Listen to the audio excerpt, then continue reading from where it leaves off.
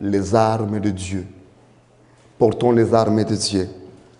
Bien-aimés, nous avons vu que si on ne porte pas des armes de Dieu, nous ne serons pas efficaces. Les armes de Dieu sont tellement importantes dans la vie d'un chrétien. Si on ne porte pas les armes de Dieu, nous serons des chrétiens faibles.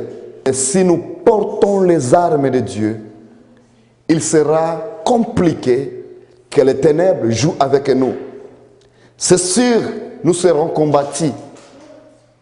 Et quand nous sommes combattus, ça ne doit pas nous faire peur. Parce que ceux qui sont avec Dieu, ils sont toujours combattus. D'ailleurs, les combats, ça montre que nous sommes avec Dieu. Alléluia. Nous avons vu plusieurs points. Nous avons vu 7 munitions, 7 armes. Jusqu'à là, nous avons déjà vu 7 armes que nous devons porter. Ce sont les armes que nous devons porter. Un militaire qui est en guerre, il est obligé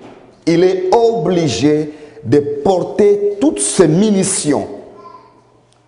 S'il ne porte pas ses armes, il devient responsable de ce qui va lui arriver. Alors la Bible nous enseigne que nous devons porter les armes de Dieu afin que nous puissions nous tenir fermes dans les mauvais jours.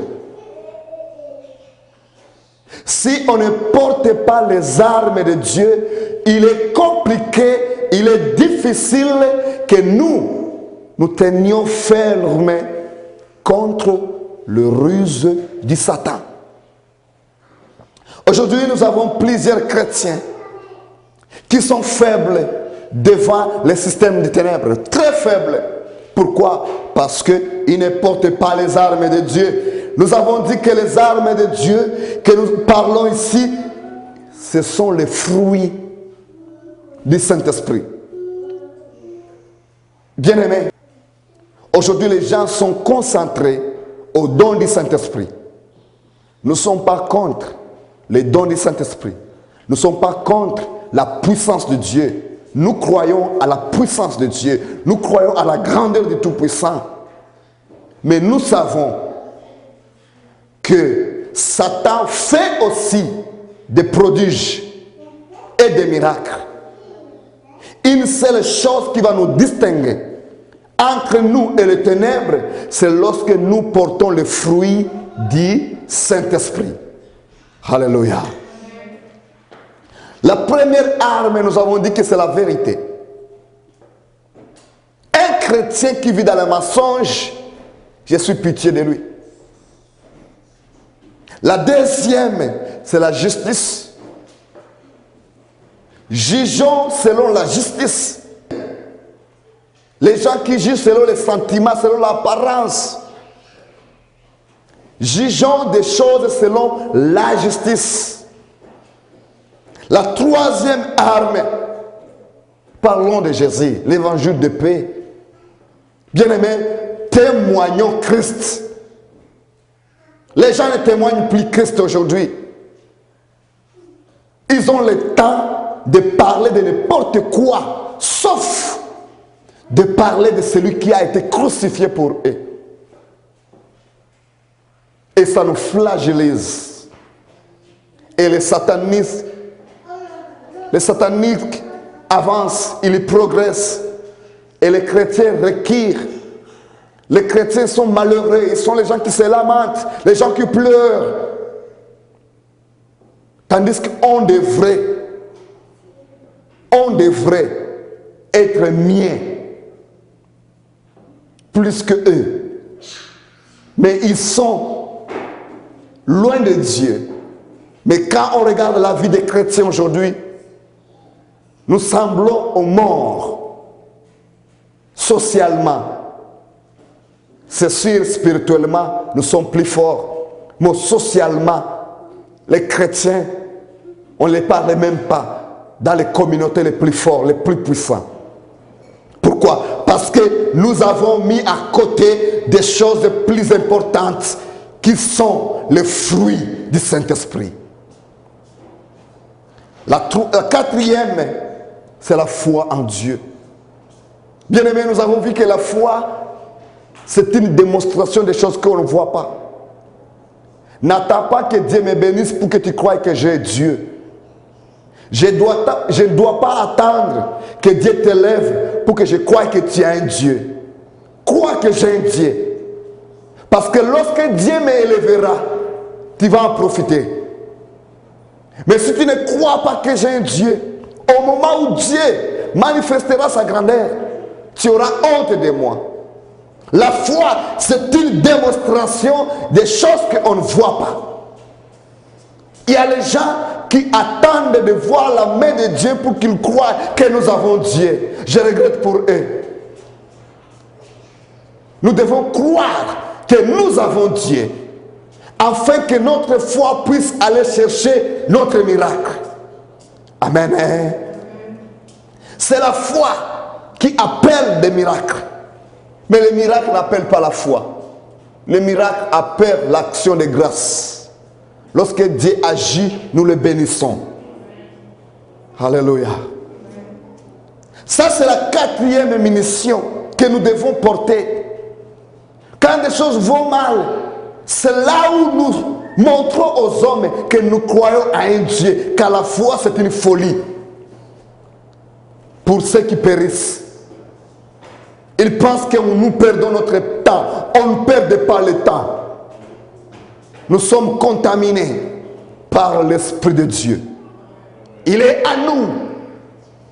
Il nous a fait ses esclaves. Et un jour, les hommes verront que nous avions raison. Car les temps de Sodome et Gomorrhe, les temps de Noé, les gens prenaient Noé pour un fou. Construire un navire sur une montagne, il était un fou pour les hommes. Mais lorsque le déluge est venu, les hommes ont compris que ces messieurs-là, ils n'étaient pas fous. La cinquième munition ou arme de Dieu, le casque du salut. Et bien aimé, je préfère qu'on soit 3 personnes, mais qu'on soit chrétien. Amen. Hein? Qu'on soit chrétien converti à l'image de Dieu. On ne chasse pas les gens dehors de l'église, mais en les enseignant, les gens eux-mêmes partent. Pourquoi? Parce qu'il y a ceux qui ne veulent pas qu'on leur dise que la vie chrétienne, c'est une vie exemplaire. Il y a ceux qui n'aiment pas. Ils ne veulent pas qu'on leur dise un chrétien ne doit pas vivre comme un païen. Ils ne veulent pas. Alors nous avons notre responsabilité de dire aux gens, conformons-nous à la parole de Dieu. Amen. Un casque du salut. Nous devons ressembler à Jésus. Nous devons parler comme Jésus. Nous devons vivre comme Jésus. Est-ce que les gens nous connaissent comme les gens convertis? Ça, nous devons nous poser la question. La 6e, la parole de Dieu qui est la Bible. La Bible est la parole de Dieu. Nous devons vivre avec la Bible. Nous devons respirer la Bible. Nous devons rassasier la Bible. Nous devons dormir avec la Bible. Que ce soit au travail, que ce soit à la maison, que les versets bibliques soient cliqués dans nos cerveaux. Car la Bible, c'est une épée de l'esprit. Amen. Et lorsque Satan nous attaque, il utilisera toujours des versets bibliques. C'est pour cela qu'il est difficile, quand un chrétien tombe, de le relever. Il est très difficile. Pourquoi? Parce qu'il va employer des versets bibliques. Parce que Satan utilise des versets bibliques pour distraire les enfants de Dieu. Jésus, il n'a pas parlé à langue quand il confrontait Satan. Il utilisait aussi des versets bibliques. Amen. 7e arme, qui est la prière qu'on avait vue à partir de la semaine passée. Nous ouvrons nos Bibles. Éphésiens chapitre 6, verset 17 à 18. Éphésiens 6, 17 à 18.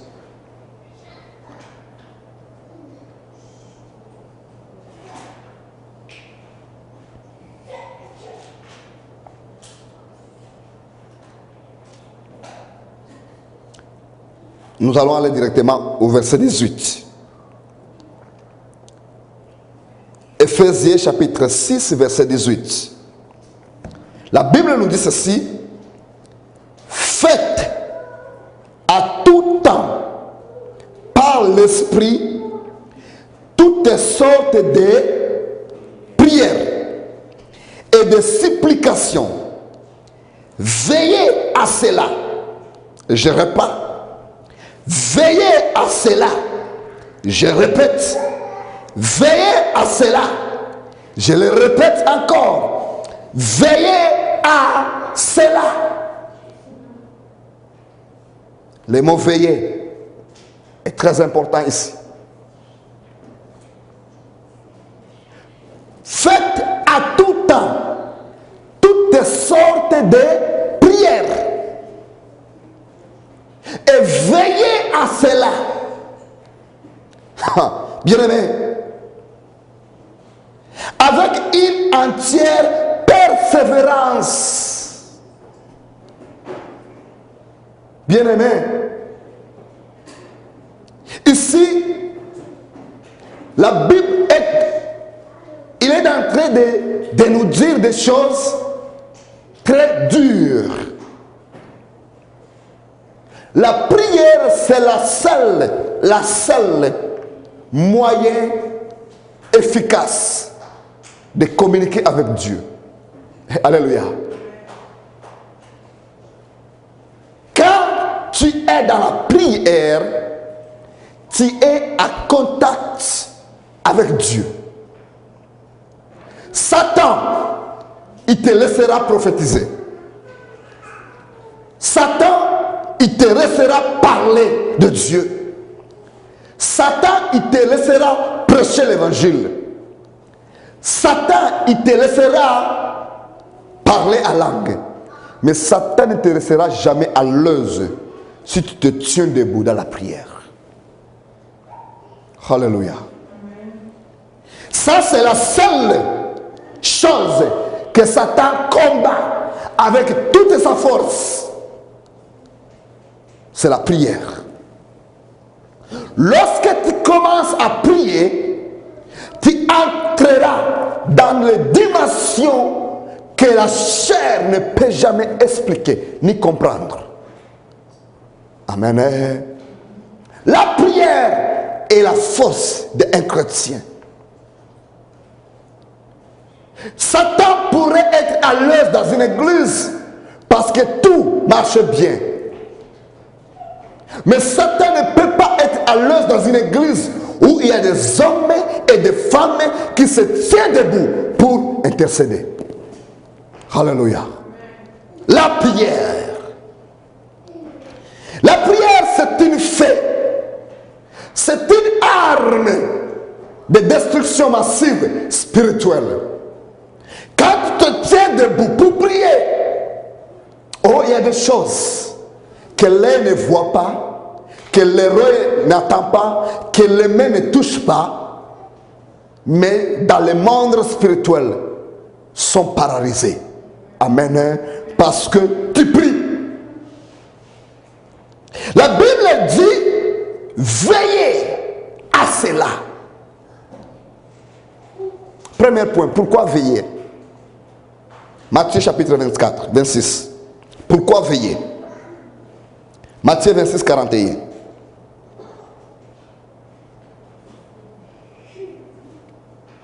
Veillez à cela. Bien-aimés, veillons à cela. Matthieu 26, 41. Matthieu chapitre 26, verset 41. Pourquoi il faut veiller? Est-ce que quelqu'un a trouvé, s'il te plaît? Tu peux lire pour nous.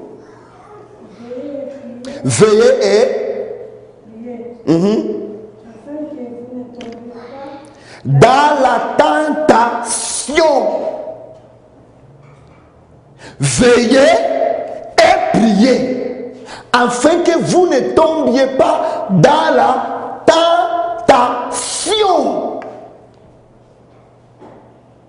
L'esprit est bien disposé, mais la chair est faible. Bien aimé, nous ne sommes pas Mais je dirais que les gens pensent, parce qu'ils sont chrétiens, ils deviennent intouchables aux démons. Non, non, non, non. On est intouchables lorsque nous veillons et nous prions. Alléluia. Parce que Jésus dit, veillez et priez afin que vous ne tombiez pas en tentation. Ça veut dire que si tu ne veilles pas, si ta vie de prière, tu tomberas à tentation. Alléluia. C'est pour cela que nous avons des chrétiens tellement faibles dans les choses spirituelles. On les dit seulement 4 fois par semaine. Seulement on commence l'église. On a les programmes dans l'église. Mais il faut courir derrière eux. Il faut les supplier. Il faut se couper la main pour que lui puisse prier. Mais quand il a une fête, quand lui a une fête, il a l'énergie, il a le courage, il a l'audace de préparer sa fête. Pourquoi? Parce qu'il trouve que la fête est importante. La Bible n'a jamais condamné la fête. Nous respectons cela. Nous ne sommes jamais contre une activité d'un enfant de Dieu. Mais il y a la chose la plus importante. C'est ta relation avec ton Dieu. Alléluia. Je vois les chrétiens. Je vois les chrétiens devant un travail. Très sérieux, très engagé, très déterminé. On arrive au travail 5 minutes avant. 5 minutes avant. La Bible n'est pas contre cela. Nous ne sommes pas contre cela. Nous encourageons les gens de travailler. Mais il y a quelque chose de plus important que le travail. Ta relation avec ton Dieu. On voit les gens, quand ils vont voir des médecins, quand ils ont des rendez-vous, il y a d'autres rendez-vous qu'on arrive 30 minutes avant. On est déjà au rendez-vous. Mais ce qui concerne Dieu, 1 heure de retard, ce n'est pas grave. Veillez et priez. Afin que tu ne tombes pas dans la tentation. Alléluia. Si on ne veille pas sur notre salut, si on ne veille pas sur notre relation avec Dieu, nous tomberons dans la tentation. Nous connaissons des grands hommes de Dieu, des servants de Dieu, qui ont servi Dieu. En arrivant au Canada, ils sont froids. Pourquoi? Parce qu'ils ne veillent plus. Ils ne prient plus. Satan peut tout laisser, sauf la prière. Il combattra la prière dans ta vie. Il étouffera la prière. Il va s'assurer que tu n'as plus de temps de prier comme tu priais. Il y avait à certains moments. Alléluia. Vous savez bien aimé, la Bible nous dit, quand Daniel a vu qu'il a un problème avec un roi Nebuchadnezzar, il a multiplié sa vie de prière. Et cela a porté la victoire à Daniel. Partout où nous sommes, si on ne multiplie pas notre vie de victoire, de prière, nous allons affaiblir notre temps de victoire. Alléluia. La prière est très importante. Satan, il est prêt de tout te permettre, sauf être discipliné pour prier. Combien de gens qui gênaient en Afrique? Seigneur, aide-nous. Combien de gens qui dormaient par terre pendant des jours et des jours pour que Dieu soit élevé? Et combien de gens qui le font en arrivant ici? Alléluia. combien? Dieu est témoin. La Bible nous dit, veillez et priez afin que vous ne tombiez pas dans la tentation. Si tu ne pries pas, mon frère, si tu ne pries pas, ma sœur, tu tomberas dans la tentation. Et quand tu commences à être faible dans la prière, tu seras aussi faible au service de Dieu. Là maintenant, tu vas commencer à critiquer. Là maintenant, tu vas être trop charnel. Là maintenant, tu vas être trop exigeant. Là maintenant, tu vas commencer à parler tout sauf ce qui glorifie le nom de l'Éternel. Jésus dit, l'esprit est bien disposé. L'esprit est bien disposé. Mais la chair est faible. L'esprit dit, oh, moi. Mais la chair dit, écoute, il fait froid. Pourquoi il faut aller? La chair te dit, écoute, tu as dormi tard. Pourquoi il faut y aller? La chair te dit, écoute, tu es fatigué quand même. Pourquoi il faut y aller? Laisse-moi te dire, ça c'est le piège de Satan. Parce qu'il sait, au moment où tu es faible dans la prière, tu seras faible dans toutes choses. Alléluia. Que Dieu aide les chrétiens aujourd'hui. Au moment où tu es faible dans la prière, tu seras faible dans toutes choses. On a des chrétiens. Moi, je me rappelle bien, mon pasteur, il m'avait dit quelque chose, il dit, mon fils, si tu veux tester les hommes de Dieu, fais-les passer dans la prière. Faire restaurer plus la prière dans leur vie, dans l'église. Là, tu comprendras où ils sont avec leur Dieu. Et je le comprends lorsque j'ai arrivé ici. Parce que je trouvais que les gens sont prêts pour toutes choses, sauf au moment de la prière. Je prie que Dieu puisse nous réveiller. Alléluia. Si on ne prie pas, nous allons rester avec des témoignages. Nous, on avait fait ça pour Dieu. Nous, on avait fait ça pour Dieu. Ça, ce sont les histoires. Mais la vie chrétienne continue.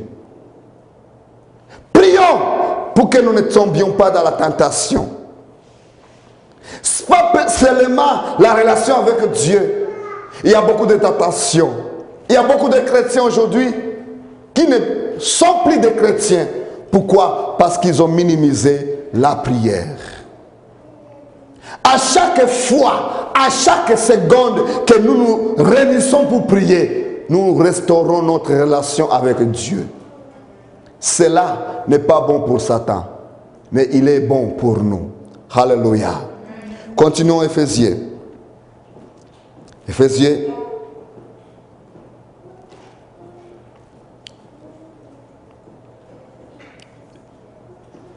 Nous retournons à Éphésiens chapitre 6.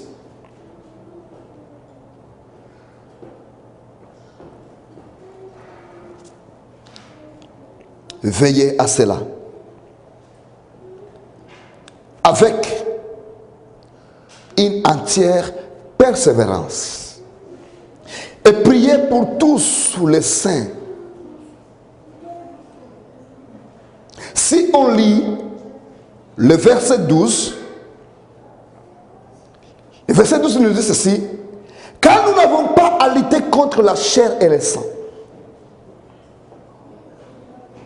Il est important de le savoir que nous n'avons pas à lutter contre la chair et le sang. Nous luttons contre les principautés, les esprits méchants dans les lieux célestes. Verset 10, ça nous dit: au reste, fortifiez-vous dans le Seigneur et par sa force tout-puissante. La force tout-puissante de Dieu, nous le recevons lorsque nous avons une vie de prière. Et amen. On ne devient pas puissant parce que nous connaissons bien de vocabulaire. On ne devient pas puissant parce que nous maîtrisons bien la langue française ou anglaise. On ne devient pas puissant parce que nous avons maîtrisé des versets bibliques. On ne devient pas puissant parce qu'on peut bien prophétiser ou prononcer bien des mots au temps convenable. On devient puissant lorsque nous avons un temps dans la présence de Dieu. Alléluia. Fortifiez-vous par la force de sa puissance. Priez. Veillez et priez afin que vous ne tombiez pas dans la tentation. L'esprit est bien disposé.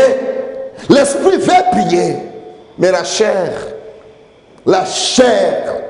cette chair nous distrait beaucoup. La chair te dira, oh, tu as regardé ton film préféré hier. Pourquoi nous aller prier? Tu es fatigué. Pourquoi aller prier? Laisse-moi vous dire, bien-aimé, quand tu te mets debout, tu commences à veiller pour ton propre salut, pour ta propre relation avec ton Dieu. Tu changeras l'histoire de cette humanité. Alléluia. Parce que la prière est l'arme très puissante de Dieu. Et l'arme de Dieu.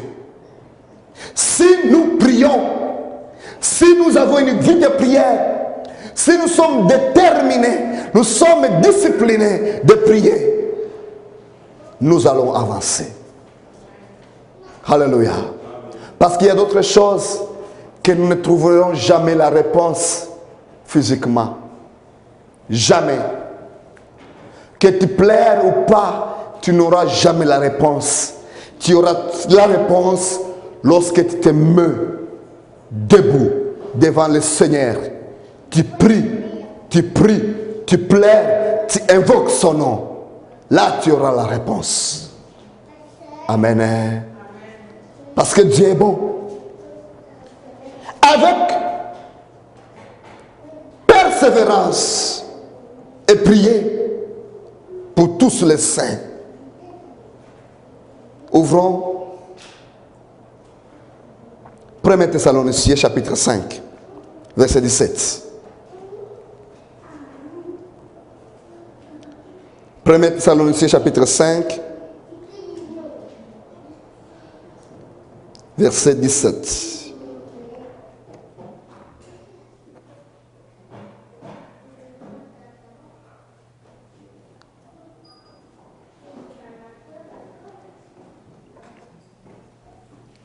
La Bible nous dit ceci. Priez avec des limites. C'est ce que la Bible dit. Priez les jours où tu es disponible. Non. Priez lorsque ça te tente. Priez parce que tu as besoin d'acheter une voiture. Qu'est-ce que la Bible dit? Priez sans cesse. Priez sans cesse. Alléluia. Priez sans cesse. Éphésiens, ça nous dit, avec toutes sortes de prières. Aujourd'hui, si on dit les gens que nous allons commencer les services de lundi au dimanche, ils nous ont déjà appelés les dictateurs. Je ne sais pas quel nom ils vont nous appeler. Les gens nous appellent déjà les dictateurs. Parce que nous les obligeons de chercher Dieu. Nous sommes des dictateurs. Si on dit on va ajouter de lundi au dimanche un temps de chercher Dieu, je ne sais pas qu'est-ce qu'ils vont nous appeler. Et c'est le même gens, c'est les mêmes personnes qui ont besoin de voir Dieu dans leur vie. Bien-aimés, ceux qui pratiquent le yoga, ils sont disciplinés chaque jour de pratiquer le yoga. Les musulmans, ils le font 5 fois par jour. Mais nous, qui disons, nous avons Créateur, celui qui est à nous est plus fort que celui qui est dans le monde. On n'a pas le temps pour lui. Bien aimé, laisse-moi te dire quelque chose. Si tu aimes quelqu'un, la preuve de votre amour est liée à votre relation permanente. Alléluia. Plus tu es en contact avec la personne, plus tu es en collaboration avec la personne, plus vous développez votre relation amoureuse. Dans tous les aspects de la vie. Tu es mon ami, tu m'aimes et on se parle une fois à l'année. Notre relation est flagrante. Si nous disons que nous aimons Dieu, développons la relation avec lui. La Bible nous dit, recherchez l'Éternel pendant qu'il se trouve. Et la prière est l'un des moyens que nous sommes en contact avec Dieu. Alléluia. Bien-aimés, la Bible nous recommande de prier sans limite. Qu'il fasse moins 40, moins 80, prions Dieu. Il n'y a pas de raison valable de ne pas aller prier. Il n'existe pas. Il y a des choses que nous comprenons. C'est seulement pour encourager les gens. Mais en réalité, on n'a pas de raison valable de ne pas prier. Amen. Il n'y a pas de raison valable de ne pas prier. Mais s'il y a d'autres choses que nous disons, écoute, nous acceptons, nous comprenons, c'est seulement de chercher un moyen de t'amener plus dans le Seigneur. Nous voulons que nous soyons selon ce que nous voulons être. Nous voulons que nous réalisons ce que nous voulons faire. Nous voulons être mieux dans la vie. Nous voulons être différents des autres. Prions sans cesse. La prière est d'abord individuelle. La prière est d'abord une recommandation individuelle. Tu recommandes ton âme de chercher ton Dieu. Ce n'est pas quelque chose qu'on doit te pousser. Ce n'est pas quelque chose qu'on doit te supplier. Il faut l'accepter que tu as besoin de Dieu. Tu pries pour que tu ne tombes pas dans la tentation. Amen. Amen. Il y a les gens, lorsqu'ils ne fréquentent pas l'église, ils commencent à vivre comme des païens. Nous comprenons cela. Pourquoi? Parce que plus ils sont dans la présence de Dieu, plus ils sont loin de leur adversaire. Plus tu es loin de la présence de Dieu, plus tu es proche de tes adversaires. Bien-aimés, demeurons dans la présence de Dieu. Cherchons la force de Dieu. Prions sans cesse. Prions sans condition. Verset 18. Rendez grâce à toutes choses, car c'est à votre égard la volonté de Dieu en Jésus-Christ. Quand tu es quelqu'un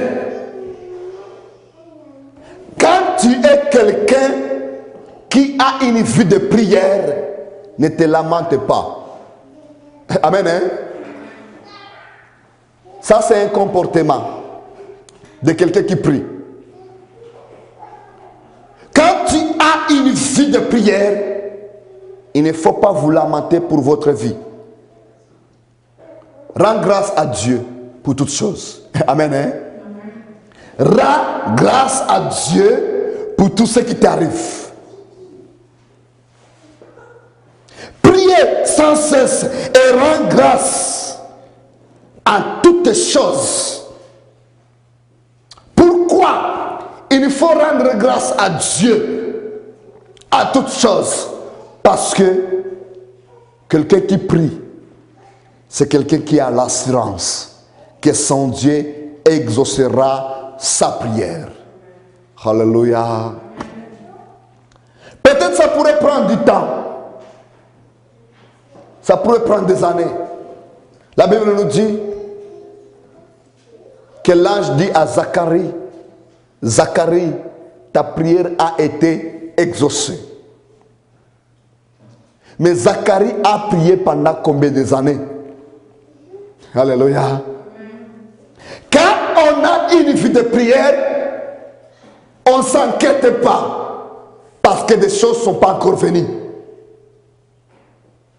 Alléluia.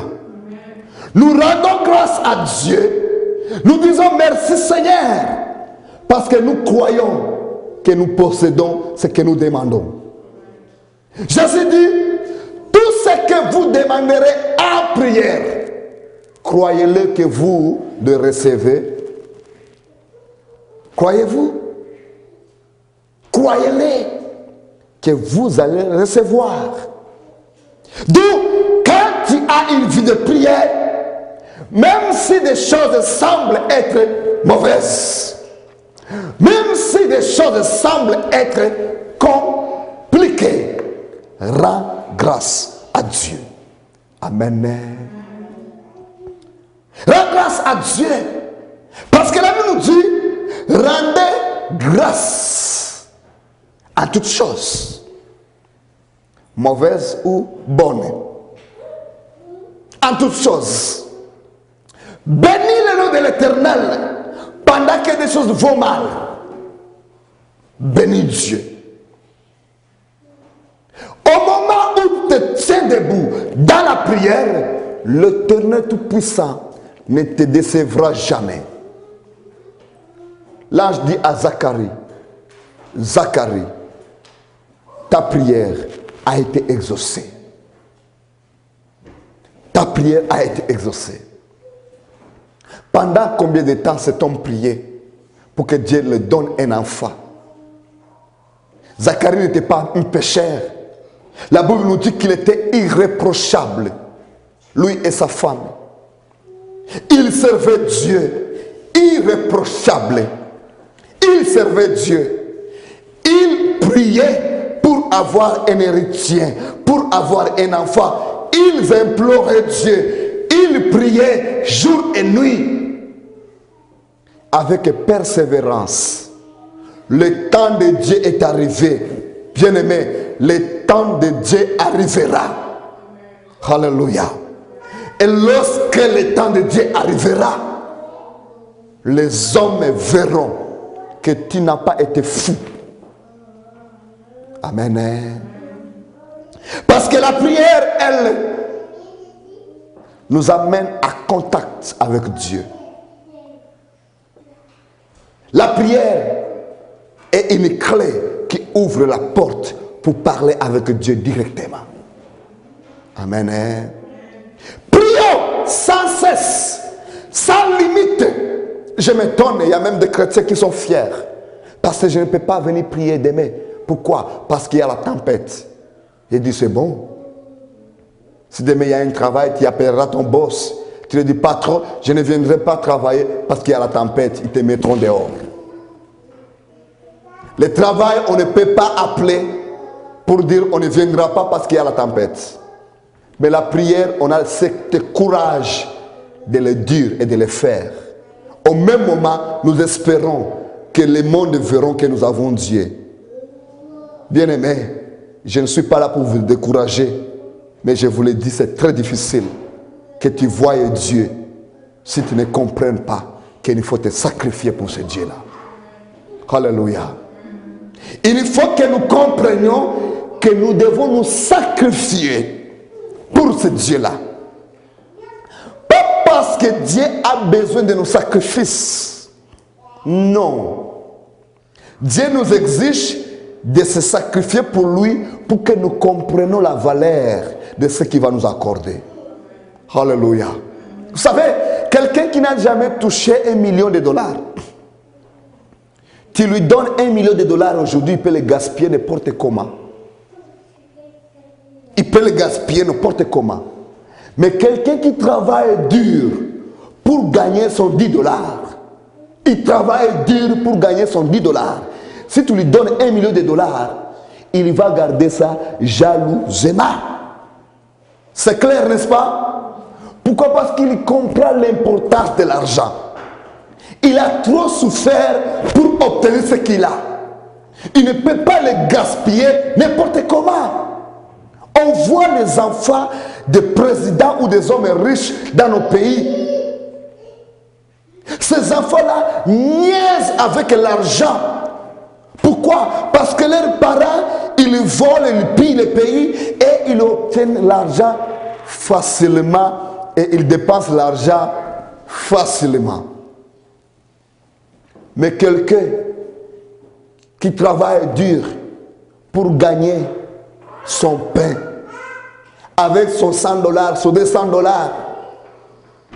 il protège son argent parce qu'il sait à quel prix il paye pour garder son capital. Amen. Et si Dieu nous demande, la Bible nous dit, Jean chapitre 4, verset 24, Dieu cherche ce qu'il adore en esprit et en vérité, car ce sont là les adorateurs que Dieu demande. Un adorateur qui se sacrifie pour son maître.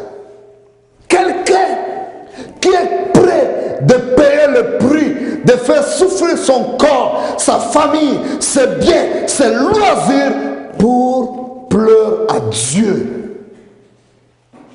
Si tu comprends que si tu pleures à Dieu et ta force, il y a d'autres choses qu'on ne peut plus parler. Parce que la Bible nous dit que la joie de l'Éternel, c'est la force de son peuple. Amen.